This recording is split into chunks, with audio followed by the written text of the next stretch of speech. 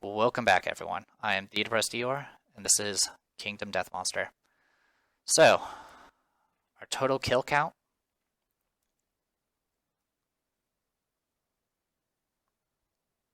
is so many people. We can count these up in a bit. I'm not going to count Ken as a death because she just retired and just disappeared. But we lost Vermilia. We did lose Nidori and Shikiaki at the very least. We did lose 3 males. So we'll add those to the list as well. I mean, a lot of our deaths were because of the retinues. We lost 2 of them, which is 8 population, and then we lost a person, so that's 9 population. So we lost about half our population from this. And essentially for our population, we lost Shizua, we lost Momiji, we definitely lost Hina. So yep, those are the 3 we lost. That's all the people we lost. So right here is 9 population lost from the final battle. Over here is everyone else. We can just do these in 2s, I guess. So we had 9, so 11, 13, 15, 17, 19, 21, 23, 25, 27, 29, 31, 33, 34, 35, 36. We lost 36 people and 1 retired. And actually 2 retired because Flandre is about to retire. Actually, she's going to disappear. So, yeah, a lot of deaths. I went through about over half the Toho games, give or take. Granted, I skipped a few because I didn't have pictures for them. But, yeah. Anyway, I'm pretty sure you guys are wondering what the hell just happened. So, let's do it. Victory. With a terrific hiss, the watcher deflates onto the floor. A moment passes, no longer than a single beat of a heart, before lanterns all over the chamber explode in a dazzling array of colors. An intense, luminescent glow washes over the survivors. They feel triumph. All living survivors gain +1 permanent strength, then do the blackout story event. So, Remilia's dead, which is a pity, because look at those stats. She almost maxed out courage. That's pretty amazing. Anyway, Remulia does get experience point, gets +1 strength. Flandre gets Twilight Sword Specialist Mastery and retires, so she disappears one way or the other, but she will get her +1 strength either way. And Aya gets +1 strength, and she also disappears. So really the only person that's still standing after this fight, and still standing around, is Rumia. Which is going to drop our population down to 9. So that's something that happened. But I think you're probably more concerned about the blackout.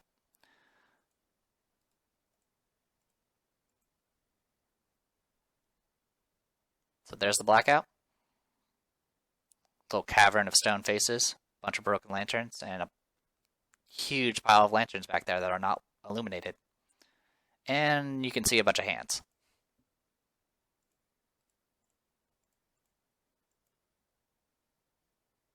All at once, and without warning, the collected sum of the settlement's lanterns go black. The settlement is plunged into darkness. Congratulations, and thanks for playing! You have completed the Kingdom Death Monster core campaign. Without the lantern light and the Watcher's powerful presence, monsters descend without end to devour the settlement. There's no hope for the survivors. However, if you like, you can continue to the bitter end and die magnificent deaths. The settlement gains this exhausted lantern horde location. It has the rules for continuing the campaign until its ultimate demise. Good luck. So yes, it is exactly what I thought it was. The lights were helpful, but what was keeping the monsters at bay was the Watcher, who was sleeping underneath the entire place. Of course, if you let the Watcher win, you still lose either way, for multiple reasons. So you're kind of it's very Dark Souls-esque, where you're screwed if you are and you're screwed if you won't.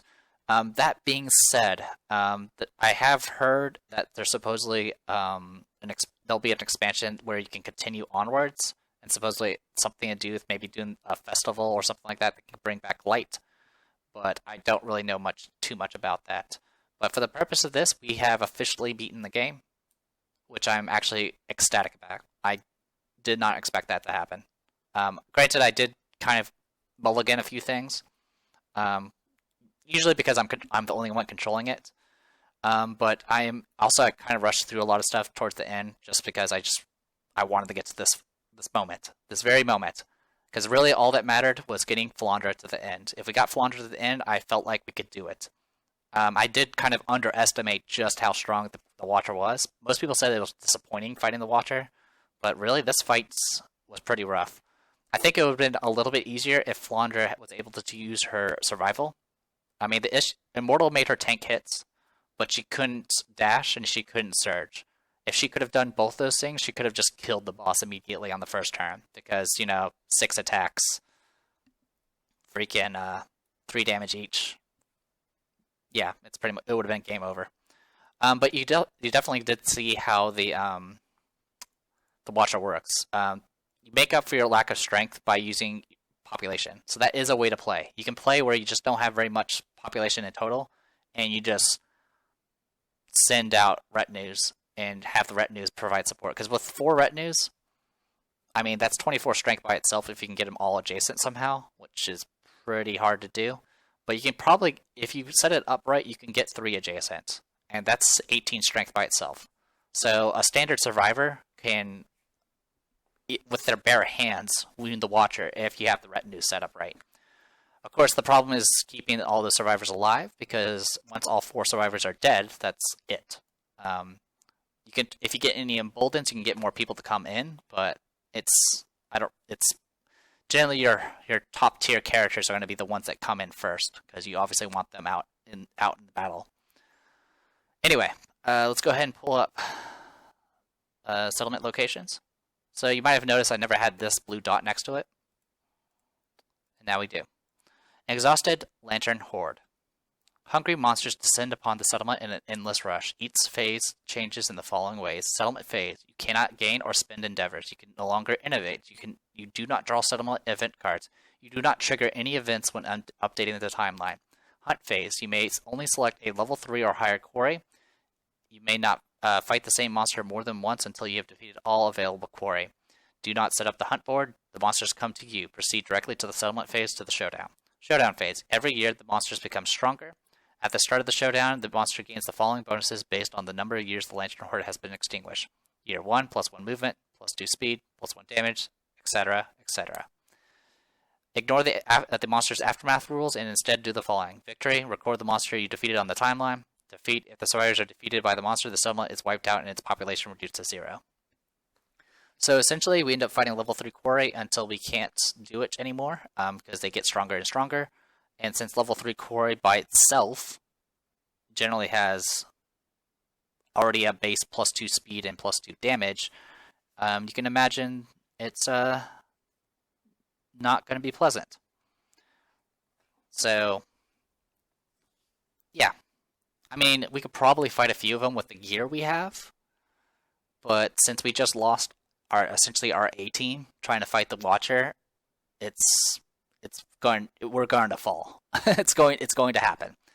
But yeah, so that's what happens. The place that we stopped at, the settlement location, was protected by the Watcher, but not by its choice. It just happened to be its very presence kept the monsters at bay, which is pretty amazing. It's a pretty crazy end for a game like this. There are different endings depending on what sort of expansions you're working with. There are other expansions where you try to do other things. I don't know if they do the same thing or not. I know there's one where instead of you fighting the Watcher, you end up fighting essentially your king, which is the Dragon King expansion. You can actually have a sort of a dragon, I guess Dragonborn or something like that, ruling over you guys. And you would have to try to keep him pleased, and eventually you have to fight him a few times, and then there's a final battle and all that crazy stuff. I think there's also a different final battle if you have the Sunstalker campaign expansion, but I don't know too much about that. Expansion-wise, getting new expansions into Roll20 it's a lot of work. It's not impossible. I've already gotten 2 in here. I've gotten the Manhunter expansion in here, not in this one, but it's in a different one, and I've gotten the Flower Knight expansions in here. And what I might consider doing is doing a campaign with the Flower Knight expansion.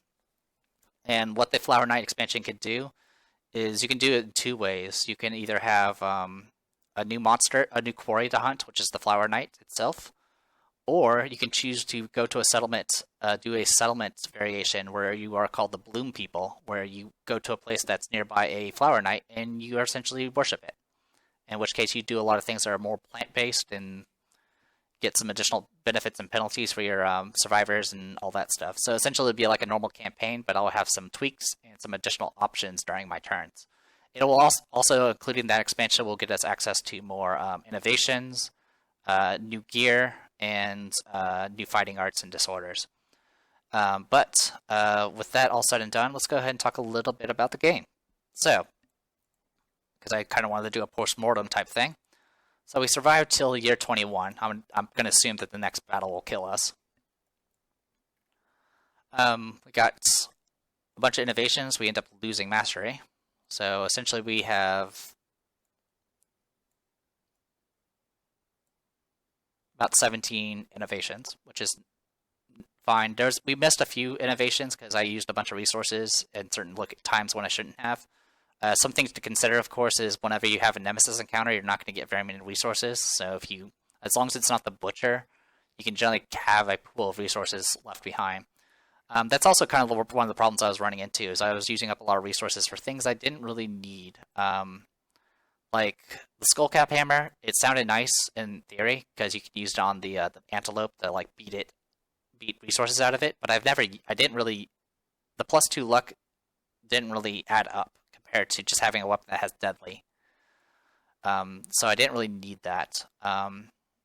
Also, I think the thing that caused a lot of harm was also going for the White Lion set. Now, it definitely helped in the case of the final battle. It did give Vermilion more chances to wound. But it's actually super expensive. I guess that's probably one of the flaws in this game, is some of the choices are very, very one-sided. I did discuss this before when we had to pick between Protect the Young and Survival of the Fittest. As you probably remembered, I kind of house ruled it, but I didn't go for the other one anyway. I mean, these two are pretty different, but it's not even just that. I mean, Accept the Darkness compared to Collective Toil is pretty significant differences as well. Collective Toil is you only get some additional, you get like maybe 1 or 2 additional endeavors, maybe 3 if you're pushing your population a lot.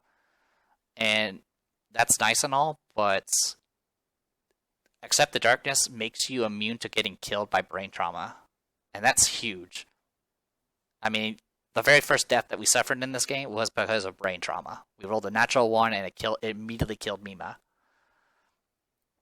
And the other thing that makes this a little bit lopsided is the after effects. Collective Toil, Accept the Darkness doesn't add any story events, but Collective Toil adds the Bone Witch. And the Bone Witch is pretty ridiculous. I don't think we ever ran into the Bone Witch in this playthrough. We did not. The Bone Witch is when all non-deaths returning survivors gain 3 insanity, which makes them insane, and then all insane returning survivors have to go to the Bone Witch and endeavor there. So your returning survivors become insane, and each of them will spend 1 endeavor, assuming they're all of them return, and have to endeavor at the witch camp. Now the witch camp does do good things, but it also there's a 40% chance that it's going to do bad things and going to add the Bone Witch to the timeline again. And this is not the only situation the Bone Witch can appear. The Bone Witch can appear if you roll really bad for getting into the Lantern Oven. It can also happen if you go for Principal Conviction. If we had not gone Barbaric and went with Romantic, we would have gotten a Bone Witch added to the timeline. So that's pretty brutal.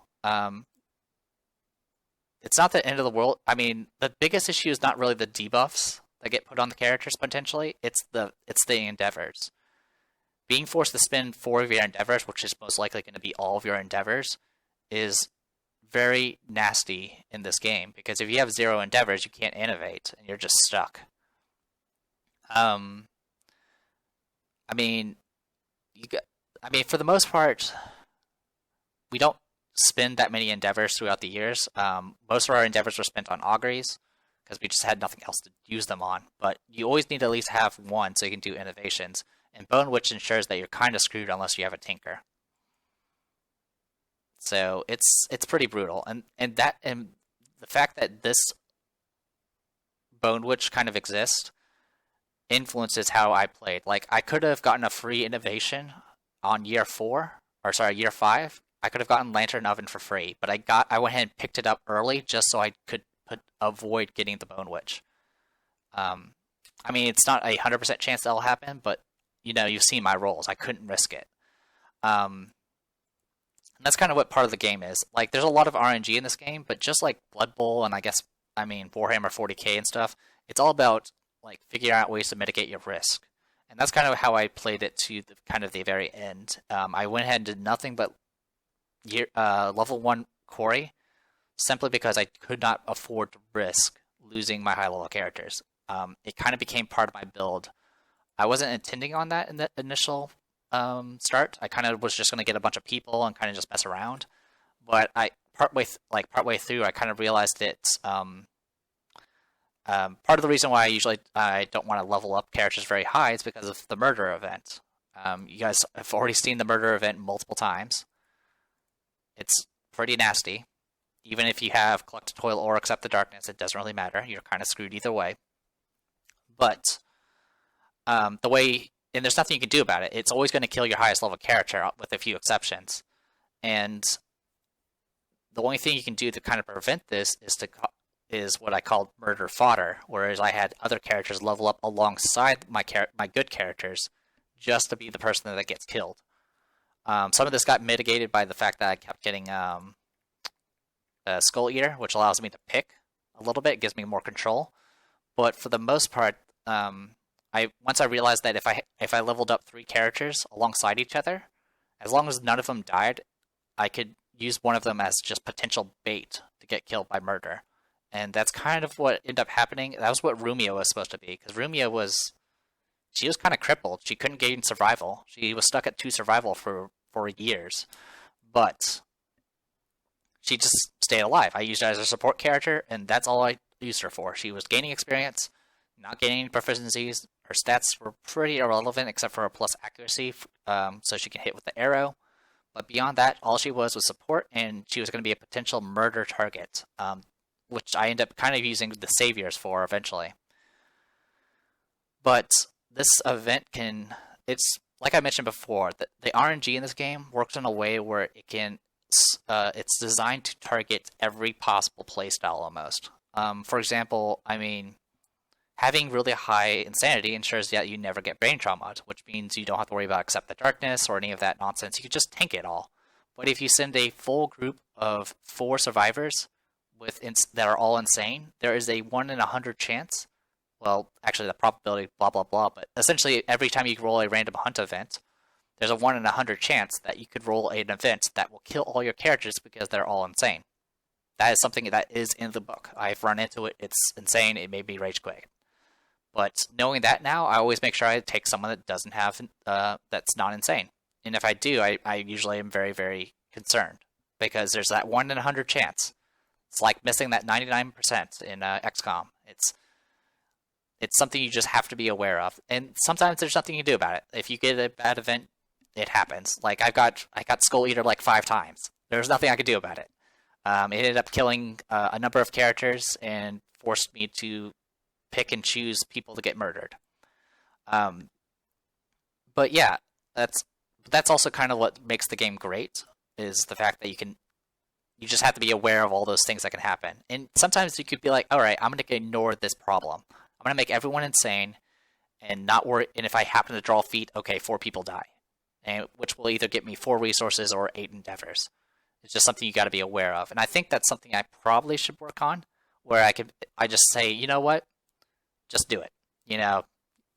Just don't be a wimp, I guess is the question. I guess it's something I should probably consider doing. Now, granted, me being very cautious ensured my success, at least for this playthrough. But I can't guarantee that in the future. Like if Flandre was not there, we would have lost. We would be 6 wounds behind for beating the boss. We'll be 8 wounds behind fighting the boss. And once Romelia fell, it was going to be pretty difficult for Aya to keep up. But I think But that's also kind of sorry, I'm kind of going all over the place. I mean, the monsters are very interesting. All of them are have their unique traits, and just fighting the same monster at a higher level changes very much how you have to fight them. For example, fighting a level 2 white lion at the start of its turn, I think it is. Here, I'll pull it up. AI cards, special, cunning. So this is the trait it gets at level 2. It's called cunning. At the start of each monster turn, the monster extends its claws. If there are any adjacent survivors, target one at random and full move the white line directly away from all threats. The target suffers grab. So, at the start of every turn, it will grab whoever the closest survivor is and drag them away for 2 damage. And then it'll draw its AI card. And if it happens to target someone that's knocked down, you're going to be in trouble. The way you counter this, of course, is if you have dash, or you have some sort of, if you have the leather boots and you can get that extra free step. That's another way to get out of dodge. My group ended up doing that, where we would take our 5-foot step away, or attack with ranged or reach weapons, and that's just a general style that you can go with. You can go with just using a lot of reach weapons and things like that, and that will kind of protect you from a lot of things like cunning and ground fighting and things like that. But at the same time, you got monsters like the Screaming Antelope, which does a lot more brain damage. So that's something you have to be aware of. It also dashes. It does a lot of ramming you with various that will do extra damage as well, and tends to run around because it's very skittish. The Phoenix ends up just takes the rules and turns them all upside down. It can teleport. It can age you, so it can level you up really, really fast. But if you level up too much, you'll cease to exist. Or it can level you backwards and make you cease to exist that way. It can also give you a new game plus, just like rewinding time and shit like that. The Phoenix is crazy. The Butcher is all about bleeding and just overwhelming offense with crazy insanity, just utter chaos. That's literally what the Butcher is. But the Butcher is also a very hard counter against luck builds, because one of the ways you can also bypass things like high toughness is to have high luck, and in critical hits will bypass that toughness requirement. So even though the Butcher had 20 toughness, if I had gotten a critical hit, that would still wound, as long as it had a location that had a crit location, which was about half of them. In the Butcher's case, he only has 1 hit location. That was because of a reprint.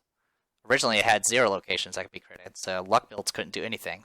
Worse is you couldn't use your Founding Stones, and Founding Stones are kind of your backup in a lot of cases. Kingsman is all about technique, and it's either you have to take advantage of the story event, or you have to take advantage of multiple hits. The other thing the Kingsman does is he's a hard counter against anything that's heavy, which is kind of a weird counter, because all that really does is it counters all the stuff you can get from the Caterium, because that's where most of your heavy stuff is at. Which is kind of interesting, because the first thing you're going to do is be like, okay, I'm going to grab some guitars, get the White Lion set, and bam, I got a whole lot of good gear, really strong attacks. And the Kingsman is a hard counter to that, because a lot of his reflexes involve just stopping your attacks immediately and knocking you down with just sheer pressure. And even if you go without the armor, if you happen to go, oh, I want a spear, and go grab the Lion Spear, you're in the same issue, because it's still a heavy weapon. Not only that, heavy weapons also can be targeted for various events that can kill you. Same thing for Noisy, same thing for Stinky. You can also lose your gear if it happens to be fragile. I mean, we've seen that before. There's a little bit of everything. Like, no matter how you build your characters, there's a counter somewhere in some event in the book or in the hunt events designed to stop you from abusing a certain playstyle. That being said, there's still kind of the optimal way to play, and that's why I'm falling back to that. Some choices are favor over others. Obviously, the Protect the Young and Survival of the Fittest, that is designed by the creator. They wanted to make Protect the Young the primary result, which I don't agree with. But Cannibalize and Graves, those two are actually relatively even. Cannibalize tends to get you the survival limit really early on, which, I mean, early on we didn't have that much survival. We had like 3 or 4 points at the most. Cannibalize can get you additional resources, but Graves can get you a lot more actions at the cost of death. It also gets you +1 understanding, which is kind of a small boost, but not a big deal. But the innovations that you get can make up for failed, intimacies and things like that. So a lot of people favor Graves, simply because those additional endeavors can be applied to also all these additional endeavor locations. Like, having all those innovations that have, endeavors that you can do for them. I mean, a lot of times you don't have the endeavors to spare to use them, but with Graves you can easily afford it. But at the same time, for both Graves and Cannibalize, it's all revolving around deaths. So Graves will just make up for the fact that you'll have more endeavors when you suffer deaths. Cannibalize is you'll have less endeavors because you'll have less returning survivors, but you'll have more supplies, which means better gear or just more innovations in general or for the future. But Romantic and Barbaric, they're kind of lopsided. Romantic gets you freaking Bone Witch for one thing, and the additional innovation, I don't know. It's 6 resources a year. If you have to spend 6 resources a year to take advantage of it. And I mean, towards the end, I didn't really need to worry about innovations. I didn't use most of them. Once did I even? The only thing I didn't go down was the drum line. I didn't go down any of the song stuff. But beyond that, I kind of got I actually got most of them. I don't remember how many innovations there are. I think there are 40. Actually, it can't be even. It's not even that many. I mean, I got all the paint consequences. Got pictographs. The only thing I was missing was pottery. We did get storytelling and symposium and nightmare training. We got records. We didn't get sacrifice. So we didn't get the shrine stuff there. We didn't get scarification. We didn't get partnership, which is useless. We didn't get saga. Yeah, I mean, we got majority of them. So really, Romantic's just to make up for the fact that you didn't innovate earlier. So that's kind of the only reason I would see to use it. So I don't know. Also, the issue, I guess the only thing I don't like about Barbaric and Romantic is that event has a 50% chance to just eat up all your resources, which is pretty brutal. But choice. I mean, I guess right now I'm talking about the principles because that's kind of your primary choices for your settlement. But at the same time, there's a lot of issues with kind of your gear. If you can get leather, it's hands down so much more efficient to go for leather than it is to go for Screaming Antelope or White Lion. The gear is just so much better. Well, the gear is so much better and it's cheaper. I think it's actually cheaper overall. Let's take a look at settlement locations. Let's pull up the Caterium. So you need specific resources to use the White Lion set. You have to get white first, so you have to get 5 white first, which means at the minimum you have to do 2 fights against the White Lion, because the White Lion only has 4 white furs on the deck. Then you also have to make sure you get a Great Cat Bone, which is, I think there's like 2 or 3 in the deck, and then everything else. But also just in general, this is 10 resources. 10 resources to do White Lion set. The Skinnery takes only 5 resources. But the Leatherworker takes only 9, and none of them are... The only unique resource is the scrap. I mean, there's the leather, of course, but by now you would have... If you have access to ammonia, you can access leather. So all you have to do is just get hide in general, and you can make the leather set. And that's more efficient overall than having to go for certain drops. Because I mean, I was fighting that White Lion, and I couldn't get white fur. And if I did get white fur, I had to hold on to it because I couldn't use it as regular hide, or else I would have to go and find my more white fur. And leather is also overall better. You can't be bashed.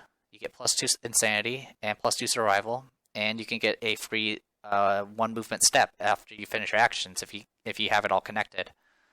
So it's a really strong set, and you can get access to the shield and all that too. We never actually got the Stone Circle. Stone Circle is where you get the Screaming Antelope set, in which case you just need hides, you need pelts, and you need 4 pelts to do it. You do also need a Spiral Horn, which is a really rare drop. The Screaming Antelope set is pretty decent. It's 2 armor in all locations except for the helmet, which is 3. And if you're insane, you get +2 armor. So it's overall stronger than the White Lion usually. And you also get the ability to do things like, it's kind of similar to Pounce, where you just charge and you ram into things, and you can get some bonuses and stuff. But yeah, overall, it's kind of weird. I mean, I think it's partially because we got Ammonia so early. If we hadn't gotten Ammonia so early, I would be more concerned about getting things like the White Lion set. The other issue about the White Lion set is just simply because it's all heavy, and you can very easily lose the set. All it would take is cracks in the ground. And we did get cracks in the ground once, and we rolled a 1 on it. It would have killed any returning survivors with heavy gear, and all of their heavy gear would be lost. So all that work can be lost in a 5% chance. So that is, like I said, there are hard counters for everything. Some of the gear kind of favors some of the other. But, I mean, if you want to go beyond leather, though, you pretty much have to take risk. And we didn't take any. So that's why we never got anything like the Lantern armor or the Phoenix set. The Phoenix gear has some really good stuff. Like, it's got some really strong things. If we had gotten this, we could have gotten a bow that had 6 range and 9 strength. A 9 strength bow, that's as strong as a freaking, Twilight Sword. And if you get the connections on this, and I blew Affinity, that's +2 range, so it's an 8 range bow. It's cumbersome, it's slow, but it shoots once and it's 9 strength. Pretty good stuff. And you can get things like, you can make it so you don't get targeted. You can go for you can get a feather shield, which can block stuff. You can also reduce brain damage that comes in. You can stop yourself from getting aged. You can also make it so retired characters can depart. And, you know, it's a little bit of everything. Yeah, I mean, like I said, this game has so much to it. Like, this was just one playthrough, and I kind of went all over the place with it. And eventually I kind of just went to the focused, try to make a team to fight the last guy. That was kind of my focus. I also had goals that I just wanted to do. Like, I'd never gotten a mastery before. And this time we actually got 2 masteries. We ended up getting Katara Mastery and Twilight Sword. So, that's really cool. But if you want to do things like that, you have to just be aware of the risk. Going for any masteries means means getting experience. And getting experience means you're targeted for murder. So, it's just something you have to be aware of. But, yeah, I've been rambling for 30 minutes about how crazy this game is, and honestly, I'm kind of looking forward to playing again. I'll probably take a break, because I got a lot of things I need to take care of in my own life, obviously. But either I'll get a group together, and I'll record a group playing this. Hopefully there'll be some people interested. If not, I'll happily play another game solo. If I end up playing a game solo, I will probably introduce an expansion and possibly some sub-scenarios. The sub-scenarios can definitely make some of the lessen the pain of the start of the game. The only other things I want to go ahead and note is for the masteries, there's some weapons don't have very many choices, especially early on. For example, if you want to go spear specialization, unless you get Aya Spear, which is a sub-scenario, the only spear that's available is the Lion Spear, which is heavy. There's another spear you can get, but you have to get the Lantern Halberd, which good luck on getting that. Besides that, I mean, it's the same. The issues in other weapons as well. In one of the expansions, you can get Katana Mastery, and there's only 2 katanas in the game. And you can also, one of the expansions has Scythe Mastery, but there's only 1 scythe in the game, so the problems exist. It's just, but I mean, like I said, there's still plenty of variety. Most of the variety comes from the RNG. The way the RNG works, it really influences how you play the game. Starting with Ammonia is very different from starting with any other innovation. Because if you have Ammonia, that means you're on your way to getting leatherworking and having, 5 armor in all hit locations and being able to block. But if you get Lantern Oven early, that's also significant, because that means you get Monster Tooth Necklaces, which is a very cheap way to get plus strength without, and getting plus strength is pretty significant very early on. But if you don't start with Ammonia, if you start with Hovels, that means you get access to Saviors sooner. For example, I really wanted to actually get Hovels and Flame Melee, so I can, get surnames and all that good stuff, but it ended up I didn't get it until much later. So really the only thing I could take advantage of was getting Saviors. just like that issue with Clan of Death. But besides that, I mean, yeah, I got to show off quite a bit, and there's still much. There's still so much I haven't shown. Like, I didn't show any of the level 2 or level 3 monsters. I didn't show the Phoenix.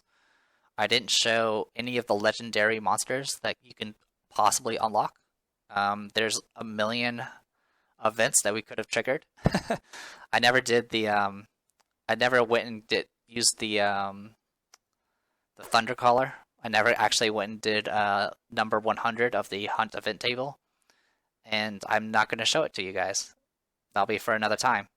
I will say it's pretty amazing if you have the right team for it, but otherwise, I think that's about it.